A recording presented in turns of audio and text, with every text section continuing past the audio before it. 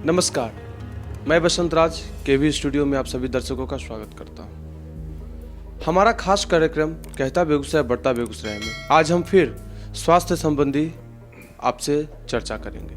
जी हाँ, तो आज हमें बरौनी सोखारा 2 में, जहां कुछ ही दिन पहले श्रेया हॉस्पिटल की स्थापना की गई है, जिनके director doctor Rajesh Kumar MD physician है।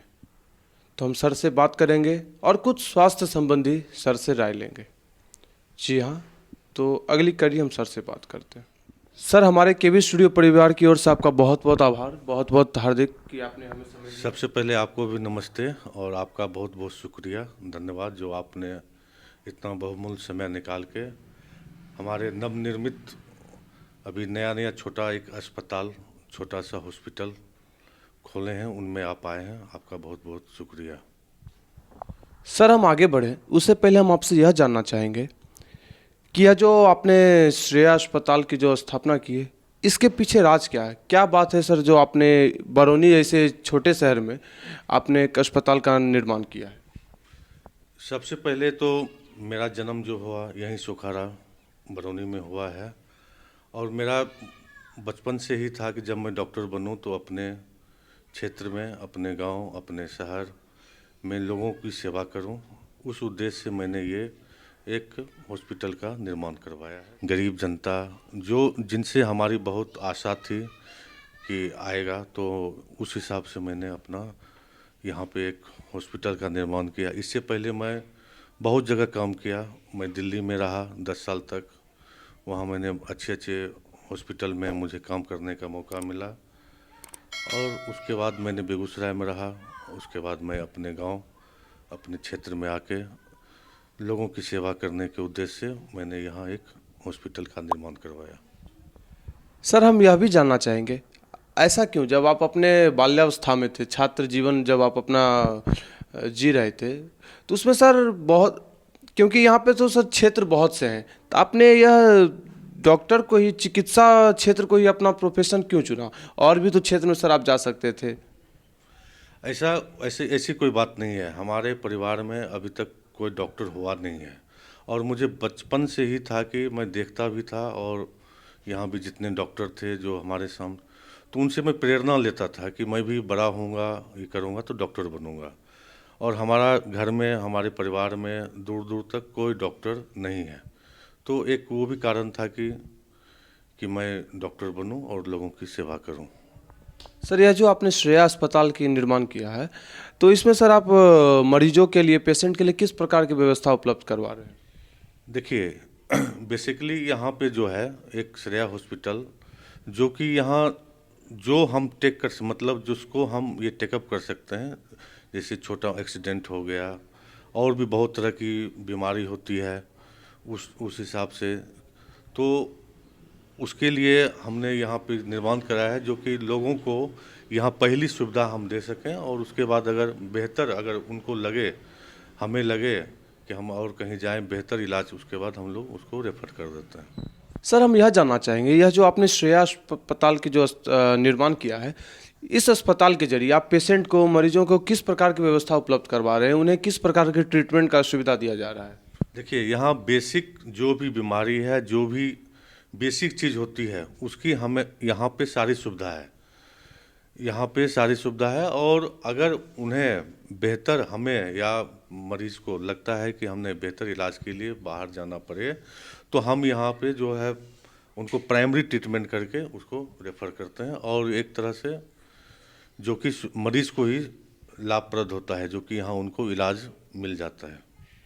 प्राइमरी ट्रीटमेंट जो फर्स्ट एड प्रकार से जो कहा जाता है, यदि मेजर एक्सीडेंट या कोई मेजर केस हुआ तो उसमें आप फर्स्ट एड अपनी तरफ से देते हैं, नहीं तो फिर जनरल जो भी डिजीज़, बीमारियां होती हैं उनके आप इलाज करते हैं।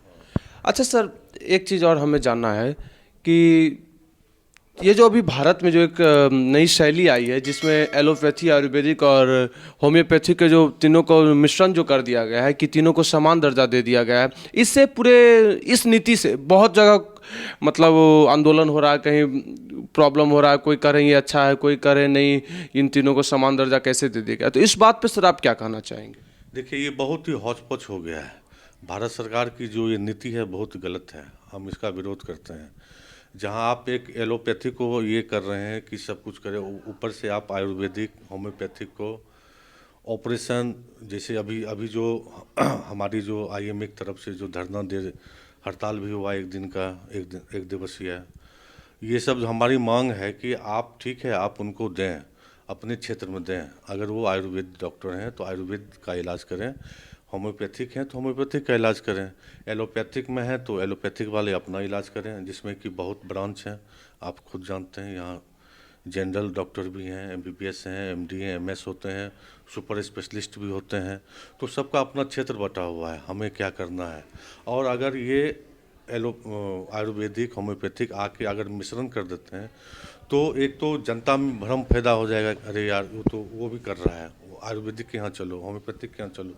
तो इलाज जो है आम जनता को सही से नहीं मिल पाएगा। इस उद्देश्य से हम लोग इसका विरोध करते हैं। नहीं, फिर भी सर जैसे कुछ जनता होते हैं जिनका एक मानसिक वो मतलब बैठ जाता है, उनका एक अनुकरण अनुकरण हो जाता है कि हम होम्योपैथिक में इलाज करवा रहे हैं तो मेरी ये इलाज ही सबसे अच्छी है, बचपन से लेके 1 तक होम्योपैथिक में ही टिके रहते हैं। तो लेकिन यदि उन्हें कोई और विशेष प्रकार का अगर मेजर रूप से कोई उन्हें प्रॉब्लम होता है तो उन्हें बाद में एलोपैथी जाना पड़ता है। लेकिन अगर सर ऐसा भी तो हो सकता है यदि होम्योपैथी में शुरू से वो इलाज करवाते आए तो होम्योपैथिक में भी उन्हें ऑपरेशन सर्जरी या सारी सुविधाएं मिल रही है तो उनके लिए तो बेहतर होगा ना सर, तो उन्हें चेंज करने की तो जरूरत नहीं पड़ेगी। नहीं नहीं, आपकी सवाल एकदम बिल्कुल सही है। जो लोग होम्योपैथिक में इलाज करवाना चाहते हैं अभी भी इलाज करवा रहे हैं, आयुर्वेदिक में इलाज करवाना चाहते हैं अभी अभी भी इलाज करवा रहे हैं। मगर जो भी अभी गवर्नमेंट ने जो कहा है कि आप ऑपरेशन ये कर सकते हैं, तो उस हिसाब से उस होम्योपैथिक कॉलेज या आयुर्वेदिक कॉलेज में ये व्यवस्था भी तो होनी चाहिए। ये सारे प्रोफेसर होना चाहिए, एचओडी होना चाहिए। जो एक एलोपैथिक मेडिकल कॉलेज इस सब में जो पढ़ाई जाती है वो तो अभी तो यहाँ नहीं है। वहाँ तो आप जो आयुर्वेद के क्षेत्र में जो पढ़ाते हैं या होम्योपैथिक में पढ़ाते हैं वो तो लोग अभी भी जा रहे हैं, गांव देहात में अभी भी जा रहे हैं, शहर में भी लोग जा रहे हैं। हम होम्योपैथिक से दिखा लेते हैं, हाँ, आयुर्वेदिक डॉक्टर से दिखा लेते हैं। मगर आप जो जो कर रहे हैं, जो कि आप उसको ऑपरेशन करने की छूट दे रहे हैं, जो कि बड़े, तो ये तो गलत है। ये आप उसको तो पहले उसको दुरुस्त कीजिए। उस मेडिकल ये जो कॉलेज आयुर्वेदिक कॉलेज है, होम्योपैथिक कॉलेज, उसको तो पहले कीजिए कि उसको ऑपरेशन करना है कि नहीं करना है। उनका कॉलेज में ऑपरेशन थिएटर है कि नहीं, वो ऐसे डॉक्टर हैं कि नहीं, प्रोफेसर हैं कि नहीं, जो कि डॉक्टर को या जो भी पढ़ रहे हैं छात्र हैं, आयुर्वेदिक हो होम्योपैथिक हो, वैसा हो, तभी तो आप आगे कर सकते हैं ना। एकाएक कैसे कर सकते हैं। सर आपके कहने का अनुसार ये हुआ कि यदि पहले सरकार फैसिलिटी उपलब्ध करवाए, सुविधा दे, मेडिकल कॉलेज दे, अच्छे अच्छे प्रोफेसर्स लाएं, तभी आगे जाके, क्योंकि अचानक से ये शैली ला देने पे, नीति ला देने पे बहुत ही आगे प्रॉब्लम। जनता में भ्रम पैदा हो जाएगा, जनता में भ्रम पैदा हो जाएगा। अरे चलो वो तो वो भी तो कर रहा है, वहीं से करवा लेते हैं, वो करवा। फिर इससे क्या होगा कि सही इलाज नहीं मिल पाएगा और ये खामियाजा आखिर गरीब जनता को भी भुगतना पड़ेगा। और सर जैसे हमारे बिहार में जो ये कहीं कहीं जैसे आप अपना ये अपना अपना निजी क्लिनिक जो आप चला रहे हैं, अस्पताल चला रहे हैं, सरकार की तरफ से भी तो बहुत से अस्पताल की व्यवस्था करवाई जा रही है, बेड अवेलेबल है, मेडिसिन अवेलेबल हैं, लेकिन फिर भी कहीं कहीं देखा जा रहा है सरकारी अस्पतालों में मरीजों को अच्छे उपचार नहीं मिल पाते हैं, इलाज नहीं मिल पाते हैं। ऐसा क्यों सर? देखिए, पहला बात तो जो ठीक है, अच्छी बात है, गवर्नमेंट ने बहुत अच्छी व्यवस्था फैसिलिटी करवा दी है। मगर उसके लिए आपको मेन पावर भी चाहिए, उसके लिए स्टाफ चाहिए, पैरामेडिकल स्टाफ चाहिए, नर्सिंग स्टाफ चाहिए, डॉक्टर चाहिए। जो कि आप किसी में देखेंगे कि एक पीएससी में एक ही डॉक्टर हैं, वो 24 घंटा वही रह रहे हैं, तो ऐसे में चलेगा नहीं। आप राउंड क्लॉक डॉक्टर रखिए, राउंड क्लॉक नर्सिंग स्टाफ रखिए, अच्छी सुविधा रखिए, तो क्यों नहीं जाएंगे, जाएंगे। मगर ये सब सुविधा हमें नहीं नज़र आता है कि अभी तक ये ऊपर ऊपर दिख रहा है कि चलो ठीक है, बिल्डिंग बढ़िया बन गया, सब कुछ सुविधा है, वहाँ हमारी जो भी फैसिलिटी होती। अभी जैसे बहुत बहुत जो गांव में भी अगर जैसे पहले भागते थे, अब तो बहुत लोग सरकारी अस्पताल में भी जा रहे हैं। तो जैसे जैसे उनको सुविधा मिलेगी तभी तो जाएंगे।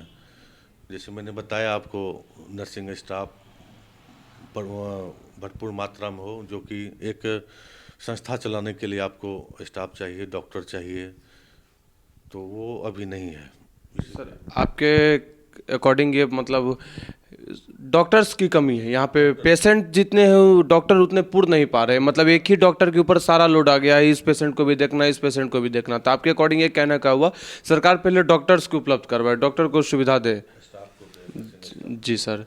अच्छा सर, जैसा अभी ठंड को लेके जो इतना कहर, अभी ठंड अपना स्टार्ट जो हुआ, ठंड का कहर जो इतनी जोरदार हवाएं चल रही हैं, बहुत शीतलहरी जो स्टार्ट हो गई है, इस पे सर जनता कैसे सुरक्षित रहे? क्योंकि सर काम तो रुकता है नहीं, क्योंकि कोरोना काल भी है और ये शीतलहर भी बहुत जोरों की हो गई है, और काम भी करना जरूरी है क्योंकि बहुत लोग बेरोजगार हो गए हैं। तो इस बात पे वो कैसे सर सुरक्षित रह सकते हैं? कोरोना को भी देखना है, ठंड को भी देखना है, काम भी देखना है, वो कैसे सर घर पे सुरक्षित रहें या बाहर जाएं तो सुरक्षित रहें? नहीं, अभी तो ठंड तो बहुत बढ़ गई है।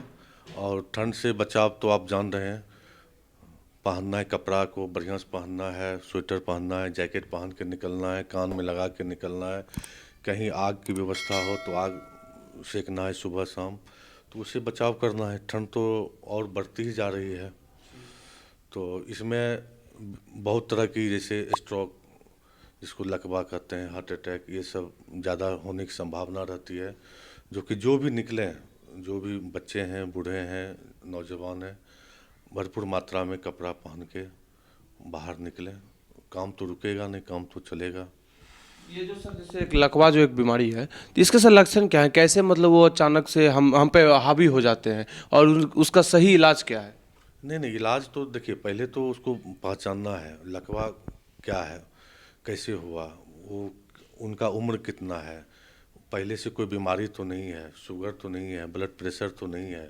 जैसे ब्लड प्रेशर जिनको है, शुगर है, इनको लकवा होने की चांस ज़्यादा होती है। और उम्र अगर 60-70 साल से ऊपर की है तो लकवा, बीपी हाई हो जाएगा, तो उसको आप लकवा कहिए, स्ट्रोक कहिए, हेमरेज कहिए, इन्फार्क्ट कहिए, बहुत तरह की होती है लकवा। सर लकवा कितने हद तक घातक है, या ये एक प्रकार की नॉर्मल डिजीज है? अगर शुरू में, अगर उसको पहचान में आ गया, तुरंत उसकी इलाज हो गई, तो आदमी रिकवर हो जाता है। अगर वही इग्नोर कर दिया, ज़्यादा अगर मैसिव ब्लीड है ब्रेन में कहीं है, तो ज़्यादा खतरनाक है वो, तो फिर बचने का संभावना कम होती है। अगर शुरुआती में उसको पकड़ लिया जाता है और इलाज हो, तो आदमी बचा जा सकता है। आपने बहुत कुछ हमें बताया। एक सर हमें यह भी जानना, ये जो कोरोना को लेके, जैसे आप तो वैक्सीन भी आने वाली है, वैक्सीनेशन तैयार हो गई है, फिर भी सर कहीं कहीं मतलब कुछ गरीब लोग होते हैं या असहाय लोग हैं जिन्हें इम्यून सिस्टम सही करने के लिए अभी भी मतलब मेडिसिन कहें या डोज कहें, वो सर अवेलेबल नहीं हो पा रहे, तो उनके लिए सर घर बैठे किस तरह वो अपने इम्यून सिस्टम को सही कर सकते हैं? आपने सही प्रश्न पूछा है। आपने पूछा कि गरीब लोगों या जो किसान हैं उनको क्यों नहीं होता है। तो सबसे पहले जो काम करते हैं, जो खेतों में काम करते हैं, कुदाल चलाते हैं, हल चलाते हैं, देखते होंगे, उनको कभी सुना है कि कोरोना हुआ है? वो उतना अपने आप को, बॉडी को इतना मजबूत, इम्यून सिस्टम उनका मजबूत रहता है, जो कि उनको फर्क नहीं पड़ता है। अगर छोटा सा भी बुखार हुआ, दवाई खाए, ठीक हो जाता है। तो अभी जो सरकार ने वैक्सीन का जो लाया है, उसको 2-3 दायरे में अभी अभी जितने भी फ्रंटियर लाइन के जो थे, जो मेडिकल स्टाफ, डॉक्टर हो गए, नर्सिंग स्टाफ हो गए, पहला फेज में उनको वैक्सीन देना है, उपलब्ध कराना है। उसके बाद जो भी हमारे फ्रंटियर में पुलिस, आर्मी हो गई, और भी स्वीपर हो गए, जो कि हमेशा लोगों की सेवा में उनकी है। उसके बाद जो है एक उम्र, जैसे आपने देखा होगा कि कोरोना जो है 50 साल के ऊपर वाले को ज़्यादा ये हुआ है, तो उसके बाद उन लोगों को वैक्सीन देने का है। उसके बाद सारे जनता, जो आम जनता है जितना, उनको वैक्सीन देने का है। सर बहुत बहुत धन्यवाद आपका, आपने हमारे दर्शकों को बहुत कुछ बताया। यदि सर आप अपने ओर से श्रेया हॉस्पिटल की ओर से हमारे दर्शकों को कुछ अपील या कुछ संदेश या स्वास्थ्य संबंधी कुछ अपने तरफ से कुछ बातें बोलना हो, तो आप सर हमारे दर्शकों को बता सकते हैं। नहीं नहीं, अब तो नया साल आने वाला है, अभी सारे जितने हैं सबको नए साल की शुभकामनाएं। और 2020 जो है एक तरह से महामारी के दौर से गुजर रहा था, और हम जितने भी हैं सबको नए साल की बधाई देते हैं। 2021 हम सबों के लिए अच्छा हो, शुभ हो, और कोरोना चला जाए। ये जो sir ENT doctor Roshan Kumar हैं, सर की तरफ से जो ये मुहिम चल रही है, केबी स्टूडियो कहता बेगूसराय बढ़ता बेगूसराय में जो अच्छे अच्छे पॉजिटिव न्यूज़ों को दिखाया जा रहा है, बड़े बड़े पर्सनालिटी का इंटरव्यू लिया जा रहा है, चिकित्सक लोगों से सर जो स्वास्थ्य संबंधी बातें किया जा रहा है, इस मुहिम पे सर आप क्या कहना चाहेंगे? मतलब वो किस तरह का, मतलब कितना सही मुहिम है? नहीं, ये तो डॉक्टर रोशन जी का तो बहुत अच्छा मुहिम है। एक तरह से इन्होंने केबी स्टूडियो का जो है, ये जितने भी लोगों हैं, आपने अभी जो बताया कि सबसे मुहिम चला के अच्छे अच्छे लोगों से अपना विचार रखना, अपने अपने क्षेत्र में बातें करना, ये तो बहुत अच्छा पहल है और उनकी अच्छी उपलब्धि है। मैं उनको, रोशन जी को धन्यवाद देता हूँ, उनको विशेष रूप से। जी, आपका भी सर बहुत बहुत आभार। हमारे स्टूडियो परिवार की ओर से आपने हमें समय दिया और हमारे दर्शकों को स्वास्थ्य संबंधी कुछ बातें बताई। तो हम अपने दर्शकों से भी अब विदा लेना चाहेंगे।